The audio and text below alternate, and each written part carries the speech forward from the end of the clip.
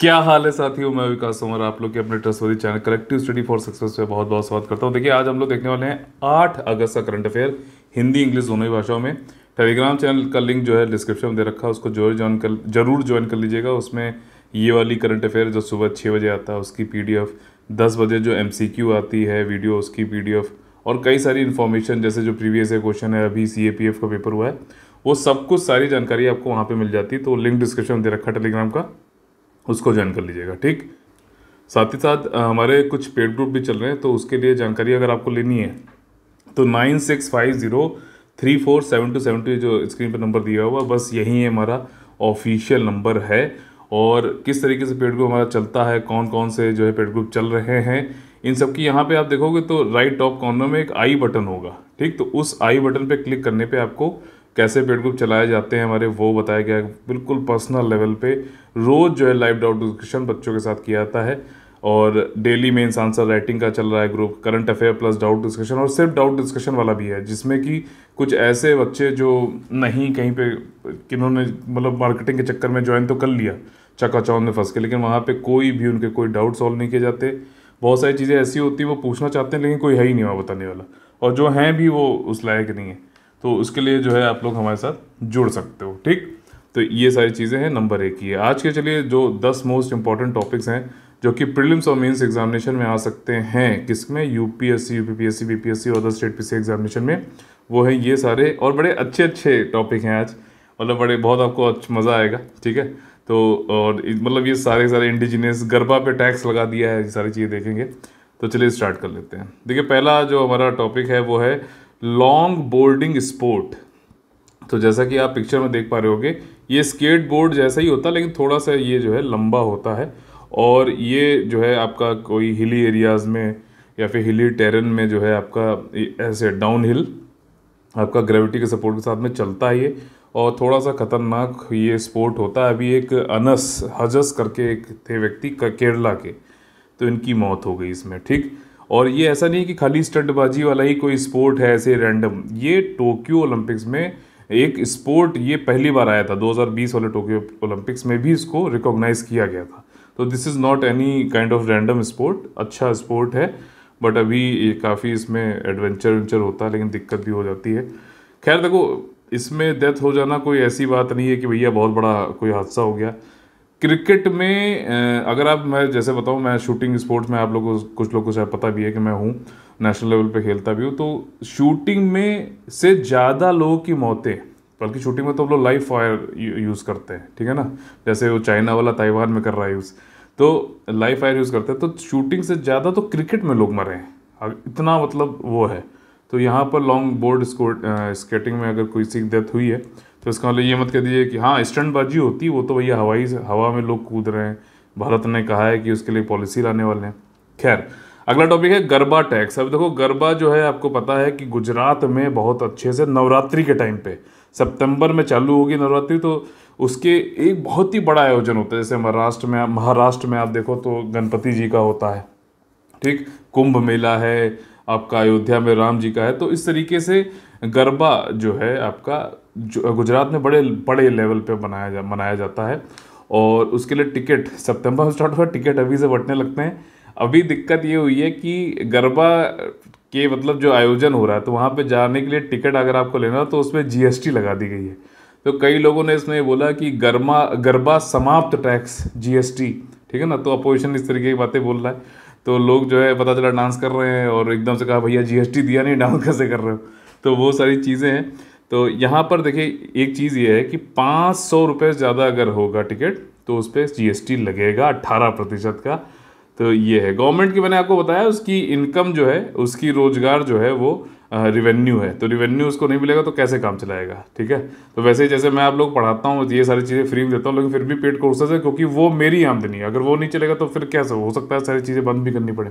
तो खैर, यहाँ पे हम लोग ये देखते हैं कि गुजरात में नवरात्र को इतना ज़्यादा जो मनाया जाता है, तो उसके पीछे रीज़न क्या है। एक एक्चुअली जो अम्बा गॉडेस देवी है अम्बा, तो उनकी काफ़ी जो है रेस्पेक्ट करी जाती है गुजरात में, और उसके लिए जो है वो गरबा डांस भी होता है, ये सारी चीज़ें हैं। तो इसमें क्या करते हैं, ये एक परफोरेटेड अर्धन पॉट यानी कि छिद्रित मिट्टी के बर्तनों को ऊपर रखा था, जो एक गर्भ की तरह, मदर जो है आपकी अम्बा है उनकी गर्भ की तरह से होता है, ये मतलब सिंबल दिखाता है, और मतलब वूम्ब है उनका, ठीक। और फिर उसको जो है उसके लिए कि मतलब एक अच्छी ताकत है, एक पावर ऑफ मदर गॉडेस है जो कि डिनोट करता है ये, ठीक है। और वर्शिप करते हैं कि एक बढ़िया जो है हैप्पीनेस आए, और एक नई लाइफ को जो है यहाँ पे डिनोट करता है, ठीक है। Got it. तो ये सारी चीज़ें हैं, बाकी जीएसटी लगाया गया है 500 रुपये के ऊपर। अगला इंपॉर्टेंट टॉपिक, इस पे मैंने पूरा वीडियो बनाया था, और वो वीडियो पता नहीं क्या हुआ कि आधे घंटे करीबन था। उसमें मैंने क्या बताया था कि वाइस प्रेसिडेंट संबंधित जितने भी फैक्ट कॉन्सेप्ट थे ना, सब कुछ एक आधे घंटे का वीडियो था। आपको मालूम है कि मैं एक वीडियो बनाता हूँ जिसमें सारी चीज़ें होती हैं, ठीक। वाला वीडियो देख लो, भले वो लेकिन थोड़ा 20-25 मिनट 30 मिनट का होता है, लेकिन उसके अलावा फिर आपको कहीं जाने की जरूरत नहीं पड़ती। लेकिन वो पता नहीं क्या चक्कर हुआ, मैं मोबाइल के थ्रू बनाया था, वो पूरा ही मतलब वो 19 मिनट के बाद वो रिकॉर्ड ही नहीं हुआ।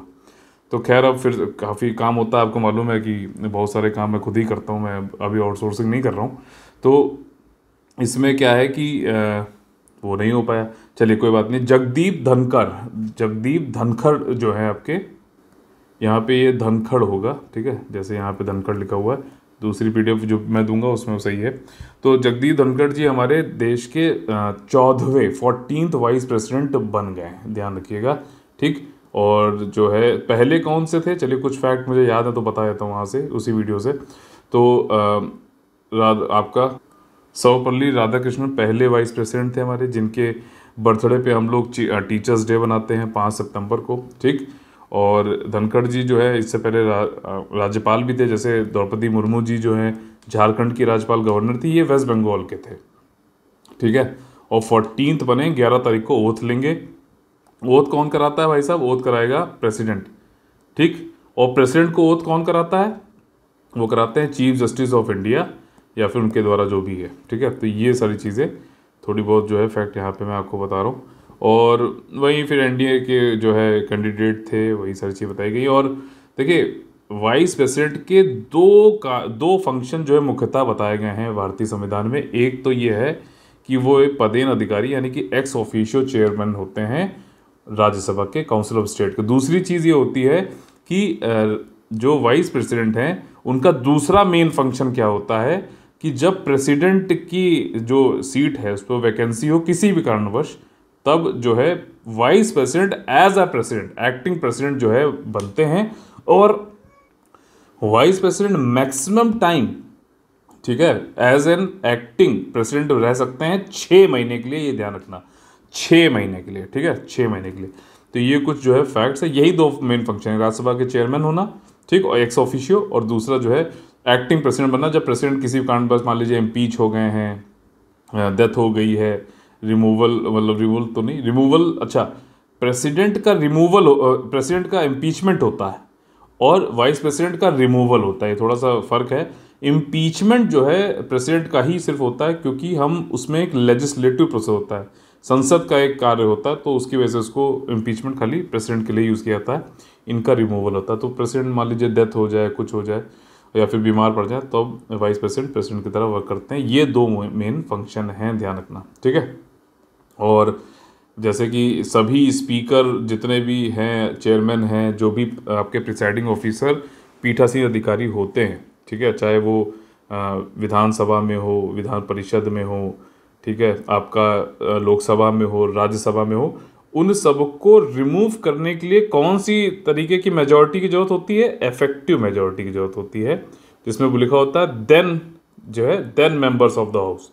Then members of the house का मतलब ये होता है कि जितनी भी वैकेंसी हैं उसमें, जो वैकेंट है सीट, उनको हटाई दो। मान लो राज्यसभा में जो है 245 में से 5 सीटें वैकेंट हैं, तो फिर 5 सीटें हटा दो।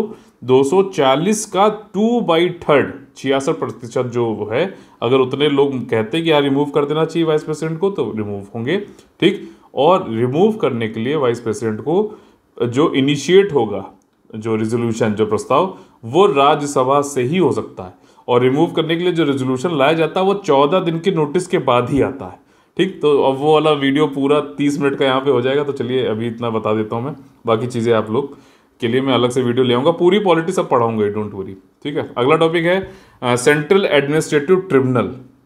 तो देखो एडमिनिस्ट्रेटिव ट्रिब्यूनल नाम समझो इसका, ठीक, न्यायाधिकरण है, ठीक है। आपका सेंट्रल जो सर्विसेज हैं, पब्लिक सर्विसेज, सिविल सर्विसेज हैं, उससे संबंधित उनका प्रशासनिक वाली जो सेवाएं हैं, ठीक है, जैसे पब्लिक सर्विस, सिविल सर्विसेज, तो उनका रिक्रूटमेंट, ठीक। और दूसरा है, एक तो रिक्रूटमेंट में मान लीजिए कोई डिस्प्यूट है, वाद विवाद है, या फिर कंडीशन ऑफ सर्विस में कोई वाद विवाद है, जब वो रिक्रूट हो गए सर्विस में तब कोई वाद विवाद है, तो उन वाद विवादों को सॉल्व करने के लिए हम नॉर्मल कोर्ट की जगह जो हमारा है, तो उसकी जगह स्पेशलाइज कोर्ट एक ट्रिब्यूनल हमने बना दिया, क्वासी जुडिशियल बॉडी है ये। और इसका जिक्र हमारे संविधान में किया गया है आर्टिकल नंबर 323A में, ठीक। कहा गया है कि सेंट्रल एडमिनिस्ट्रेटिव ट्रिब्यूनल बनेगी, और जो भी ट्रिब्यूनल बनती है वो 323B में बनती हैं, ध्यान रखिएगा, बी बनती हैं। तो 323A जो है आपका सेंट्रल एडमिनिस्ट्रेटिव ट्रिब्यूनल है। रिक्रूटमेंट या फिर कंडीशन ऑफ सर्विस में कोई भी आपका जो है डिस्प्यूट है, वाद विवाद है, तो इसमें आप जाकर कर सकते हो, ठीक।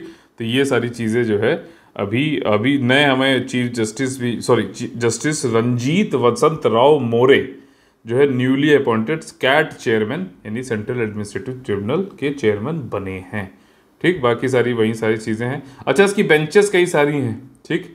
जैसे न्यू दिल्ली वाला जो है वो तो है ही है आपका।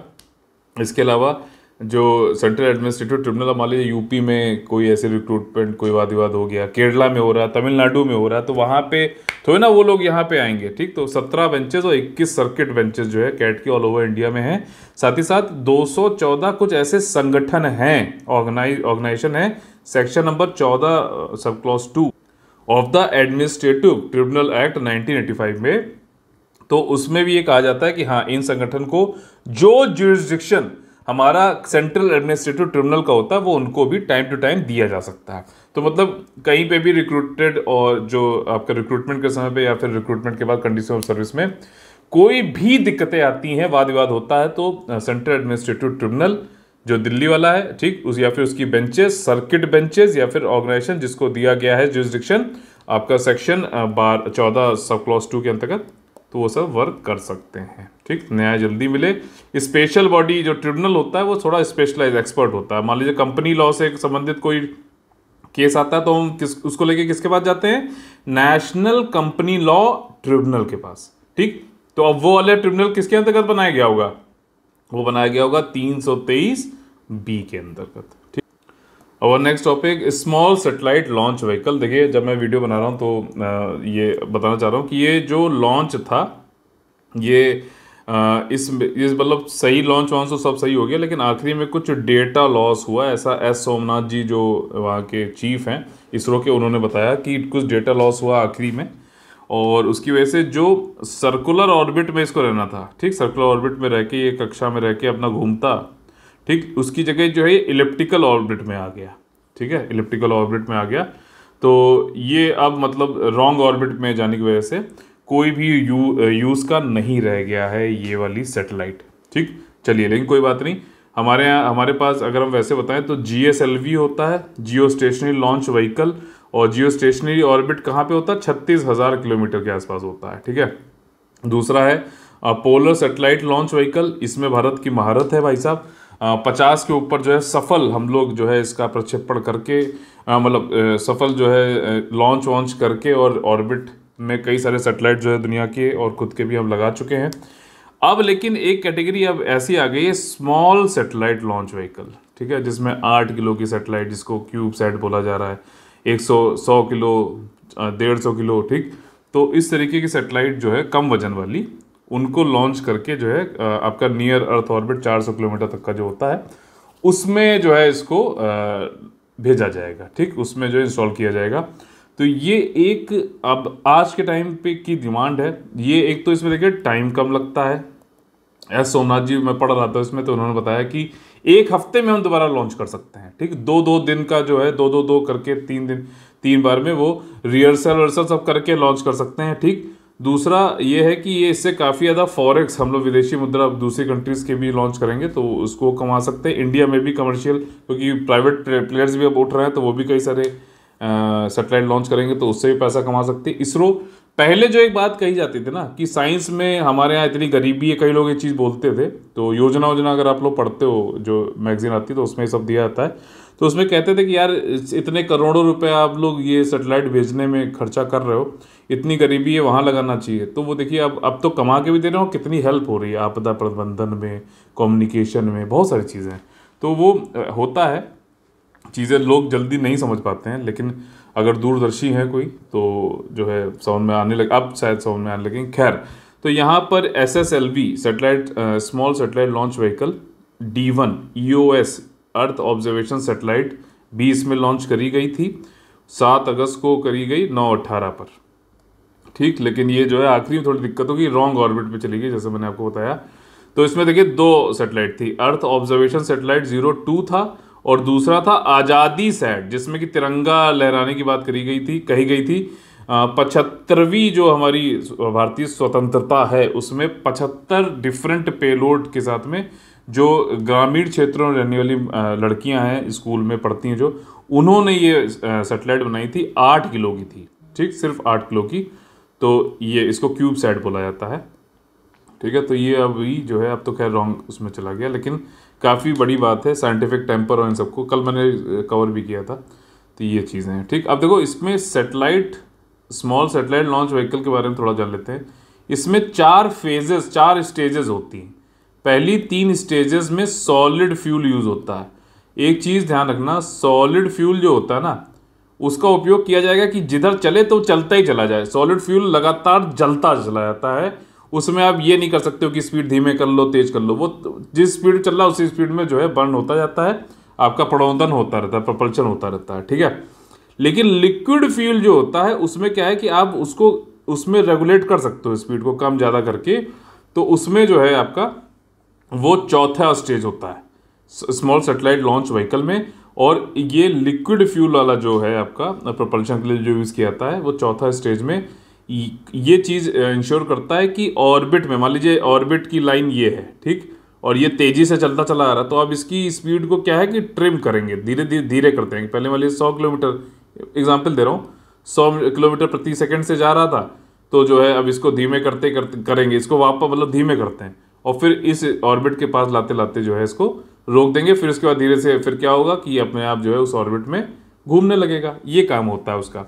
तो यहाँ पे जब ये पहुँचने वाला था तभी कुछ डेटा लॉस हुआ और इसकी वजह से ये यहाँ से निकल गया और आगे और दूसरी ऑर्बिट में चला गया, जैसा कि बताया गया है। ठीक, तो ये काफ़ी इंपॉर्टेंट है, क्वेश्चन आना तय है, इसलिए मैंने इस पर थोड़ा सा ज़्यादा टाइम लिया है। अगला टॉपिक है इंडिजीनियस एयरक्राफ्ट। आप लोग मालूम है लाइट कॉम्बैट एयरक्राफ्ट तेजस किसने बनाया है? Hindustan aeronautics limited.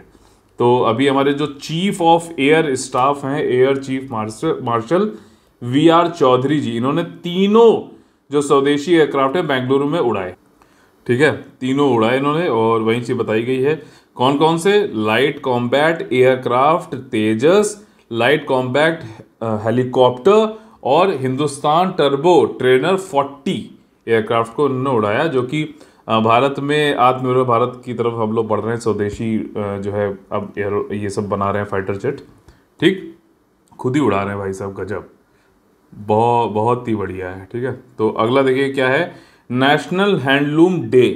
अब ये देखिए हथकरघा दिवस है। अगर मैं इसको सीधे बता दूं भैया कि 8वां था नेशनल हैंडलूम डे, अगस्त 7 2022, तो आपको हो सकता है कुछ टाइम बाद याद ना रहे, लेकिन मैं कोशिश ये करूंगा कि कुछ अलग तरीके से आसान भाषा में समझा सकूं। तो देखिए हथकरघा मतलब ये हैंड से कुछ जो है कपड़े वपड़े बनाए जा रहे हैं। ठीक है, और इसमें जो है आपका हाथ से, जैसे आप लोगों ने सुना होगा चंदेरी जो है मध्य प्रदेश में आपको मिल जाता है।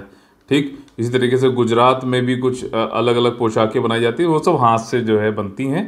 तो उन्हीं को मतलब कि हमें एक विरासत है, अलग अलग टाइप की जो क्लोथिंग के टाइप्स हैं।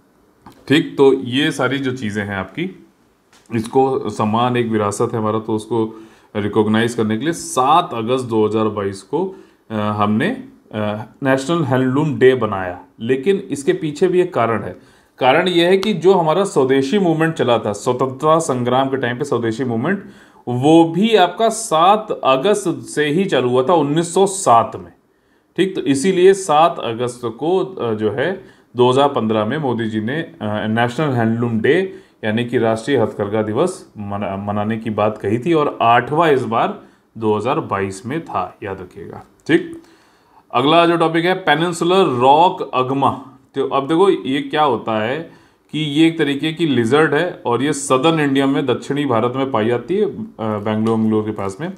और ये जो है एक टाइप की गार्डन लिजर्ड है। ठीक, और रॉक जो चट्टानी जगह होती है ना, वहाँ पे पाया जाता है। हम लोग के जीएस पेपर 1 में एक टॉपिक है अर्बनाइजेशन। अर्बनाइजेशन है शहरीकरण। तो उसमें देखो अर्बनाइजेशन का एक इम्पैक्ट हम इसमें समझ सकते हैं। यहाँ पर अगर क्वेश्चन कभी आता है अर्बनाइजेशन से संबंधित या फिर एनवायरनमेंट से संबंधित, तो उसमें हैबिटेट लॉस हम लोग लिख देते हैं जनरली, कि हैबिटेट लॉस हो जाता है, हम उनके आवास जो जहाँ वो लोग रहते हैं वो उसको तोड़ रहे हैं किसी तरीके से, ह्यूमन कारणों की वजह से। ठीक, जैसे कि हम ये कहते हैं कि स्पैरो, हाउस स्पैरो जो है, पहले घरों की अगर जैसे कोने में आप ऊपर देख रहोगे तो वहाँ पे कुछ सांख वाँख होती थी, कुछ एक गैप होता था, तो उसमें वो लोग अपना नेस्ट वेस्ट बना लेती थी। लेकिन अब ऐसा हो नहीं रहा है, तो उसकी वजह से क्या है कि स्पैरो कम हो गई हैं। तो उसी प्रकार से तो जब भी एक इस तरीके का है ना हैबिटेट लॉस, तो आप खाली थ्योरी मत लिखो, एक कम शब्दों में एग्जाम्पल जरूर लिखो। एग्जाम्पल के ही नंबर मिलने वाले हैं, थ्योरी हर कोई लिख लेगा।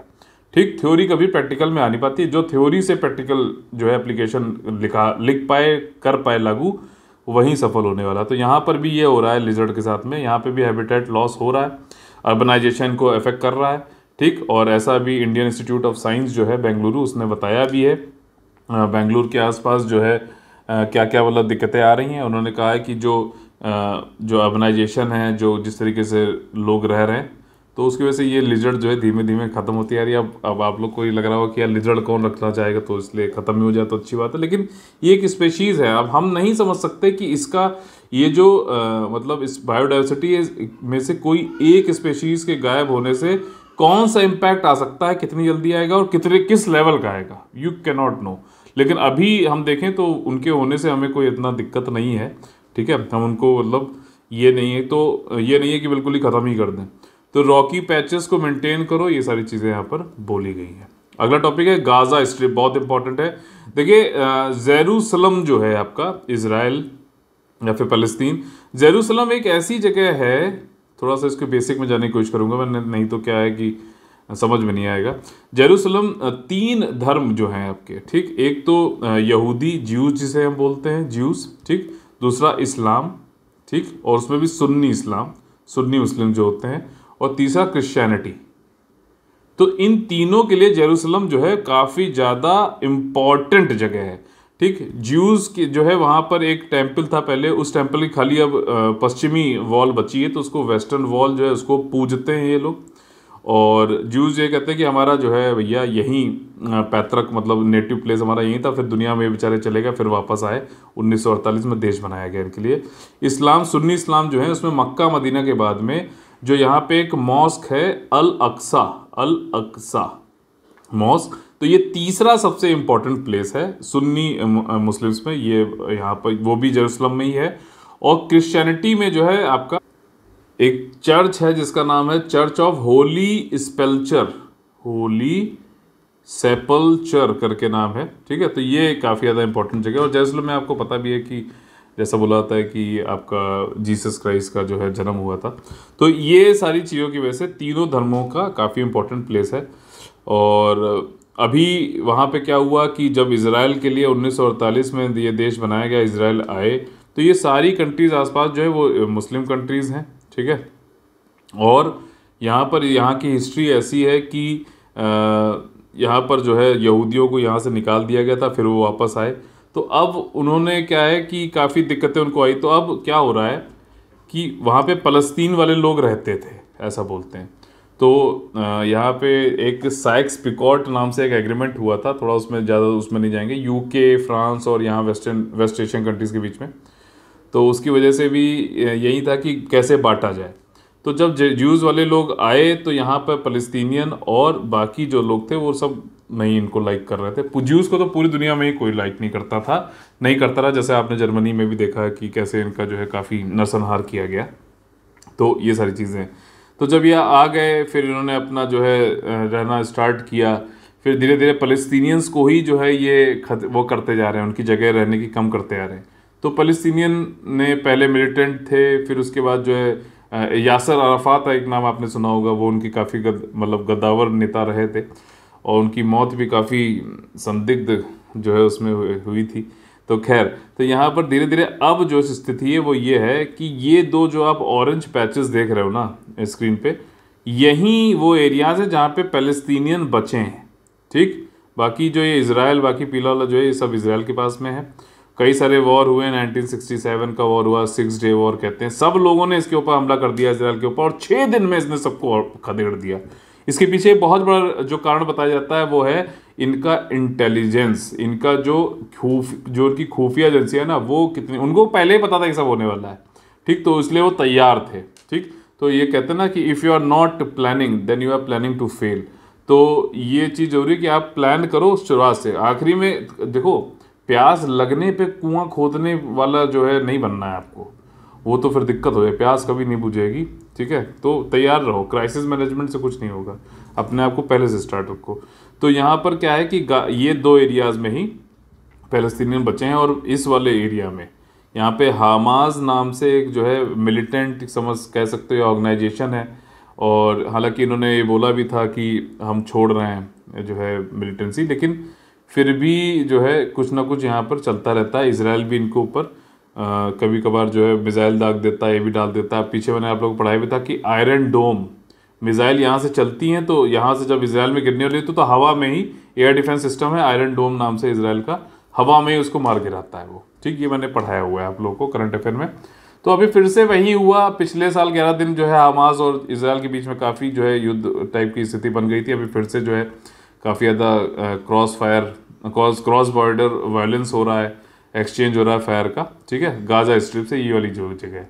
अब इसमें देखोगे तो आप ये इसराइल से जुड़ा हुआ है और इजिप्ट से जुड़ा हुआ है और मेडिटेरेनियन सी से भी जुड़ा हुआ है। ठीक, बहुत ज़्यादा बड़ी जगह नहीं है ये, कुछ 11 किलोमीटर छोटी सी ही है। ठीक है, नॉर्थ में 51 किलोमीटर, इतना बहुत छोटा जगह है। गाजा स्ट्रिप इसे बोला जाता है, स्ट्रिप जैसा है ना ऐसे। तो ये सारी चीज़ें हैं। बैटल ऑफ गाजा 2007 में जब हुआ था, तो तब उसके बाद इसको हमास ने गवर्न करना स्टार्ट कर दिया था। पैलेस्टीनियन फंडामेंटलिस्ट इस्लामिक ऑर्गेनाइजेशन है और which came to the power in the last held election भी यहाँ पे फ़लस्तीन में 2006 हुए, तब से चली आ रही है। ठीक, और इसराइल को जो है आपका मदद करता है यूएसए। एक ओस्लो अकॉर्ड है, ओस्लो अकॉर्ड। ठीक, वो भी आपका किससे संबंधित है? इसराइल, फ़लस्तीन और आपका यूएसए से संबंधित है। 1993 में ये आया था। ठीक, उसी के बाद ही इंडिया ने भी अपनी वहाँ पर वो बनाई थी, क्या कहते हैं, एम्बेसी। पहले नहीं थी इंडिया की वहाँ पे। ठीक है, तो ये सारी चीज़ें हैं। अगला टॉपिक और आज का लास्ट टॉपिक हमारा ये है इंडियन वर्चुअल हर्बेरियम। अब देखो ये क्या चीज़ें, फोटो में देखो, इसमें हर जो एक फ्लोरा है, वनस्पति जो है, उसका नाम, साइंटिफिक नाम, उसके जो है जो भी कोड वर्ड है, जेनेटिक, वो सारी चीज़। ठीक, और उसके बाद फिर बार कोडिंग, इन सब का जो है एक संग्रहालय है। ठीक है ना, डेटाबेस है। मतलब कि जो भी लोग रिसर्च करता है या फिर जिन लोग को भी जो वनस्पतियों के बारे में जानना है, ठीक, फ्लोरा के बारे में जानना है, तो ये भारत में इंडियन वर्चुअल हर्बेरियम, सब कुछ आपको ऑनलाइन, आप जाके लॉगिन करो और जाके ऑनलाइन जाओ और वहाँ पे देख सकते हो। ये इंडियन वर्चुअल हर्बेरियम है, बिगेस्ट वर्चुअल डेटाबेस है फ्लोरा का कंट्री में। ठीक, और इसमें जैसे ही जब बनाया गया तो अभी तक 55 कंट्रीज से जो है 2 लाख से ज़्यादा हिट आ चुके हैं, ऐसा इन्होंने बताया यहाँ पे। ivh.bsi.gov.in botanical survey of India ने बनाया, क्योंकि फ्लोरा संबंधित है। अगर फौना संबंधित होता, ठीक है, तो कौन बनाता? Zoological survey of India. ठीक, और इसको भूपेंद्र यादव जी ने लॉन्च किया था, मन की बात में मोदी जी ने इसका जिक्र भी किया था। ठीक, ये सारी चीज़ें हैं आपका, और ये वेबसाइट है, याद रखना। ठीक, इसमें देखो ये भी क्या क्या चीज़ें दी गई हैं, प्लांट की स्पेसिमेन बताई गई है, साइंटिफिक नेम क्या है, कहाँ से, किस लोकेलिटी से कलेक्शन हुआ है, कलेक्शन कब हुआ है, कलेक्टर कौन था, कलेक्टर वो वाला कलेक्टर नहीं, डिस्ट्रिक्ट कलेक्टर नहीं, इस फौना को कलेक्ट जिसने किया वो, और बारकोड। इसमें स्टेट वाइज डेटा भी दे रखा है, पूरी दुनिया वाले लोग भी जो इसको विजिट कर सकते हैं। ठीक, और जो हमारे पेड कोर्सेज चल रहे हैं 2023 वाले किस तरीके चल रहे हैं मैंने आपको बताया, यहाँ पे आई बटन दे रखा है, उसमें आप जाके देख सकते हो। 21 जुलाई से चालू हुआ है, बहुत ज़्यादा टाइम नहीं हुआ। और देखिए 15 महीने का कोर्स है, इसमें कम से कम हम लोग 4-5 बार पूरा रिवीजन भी करने वाले हैं। तो बिल्कुल भी मत सोचिए कि लेट हो गया वो हो गया, आप करो। आपको जो है उस हिसाब से मैं 1-to-1 भी प्रोग्राम बनाकर सारा कुछ कवर करा दूंगा। तो देयर इज नो लेट। और अगर आप लोग कहोगे, डिमांड करोगे, तो अभी तो नहीं, अभी तो ये चलेगा। जो 2-2, 3-3 महीने वाले 15 दिन का तो कोर्स हम लोग नहीं चलाने वाले हैं, आपको मालूम है। वो लोग बाकी लोग करते हैं, कौन है आप जानते भी हो, ठीक। तो उनके यहाँ अब रिफंड की झड़ी लग रही है, ऐसा सुनने में आया, तभी वो अपनी मार्केटिंग तेज कर रहे हैं आजकल। तो इसमें ऐसा है कि इसको आप लोग ज्वाइन कर लो। ये उनके लिए जिन्होंने अभी तक कुछ नहीं तैयारी करी है, पहली बार कर रहे हैं, और उनके लिए भी है जिन्होंने कई बार दिया, एग्जाम नहीं हो रहा है। तो कई सारी ऐसी आदतें हो सकती हैं जो गलत हैं, तो उसको जो है बिल्कुल फाउंडेशन से हम लोग करेंगे, प्रीलिम्स और मेंस दोनों का है, ठीक। बाकी मैंने वीडियो में यहाँ आई बटन आ रहा होगा, उस पर आप क्लिक करेंगे तो आपको मिल जाएगा, उसको देख लीजिएगा। डेली मेंस आंसर राइटिंग और करंट अफेयर मॉड्यूल, और साथ ही साथ जो है डाउट डिस्कशन, और सिर्फ डाउट डिस्कशन वाला भी पेड ग्रुप है, वो भी आप देख सकते हैं। ये स्क्रीन पे आपके जो है पेमेंट डिटेल्स हैं, और आप लोग जो है इससे 9650347272 पे बात भी कर सकते हैं अगर आप लोग कोई डाउट है तो, ठीक। जो 2023 वाला जो प्रीलिम्स का मेंस का फाउंडेशन ग्रुप है, उसमें जो है इंस्टॉलमेंट की सुविधा भी है। इसमें आप चाहो तो पूरी फीस भी दे सकते हो, नहीं तो जो इंस्टॉलमेंट 5000 रुपीज़ इनिशियल पेमेंट के साथ भी कर सकते हो। और आज का मोटिवेशनल कोट जो है हमारा वो है, जीत की खातिर बस जुनून चाहिए, जिसमें उबाल हो ऐसा खून चाहिए, या आसमान भी आएगा जमीन पर, बस इरादों में जीत की गूंज चाहिए। जय जय Bharat, all the very best, Vande Vande Mataram.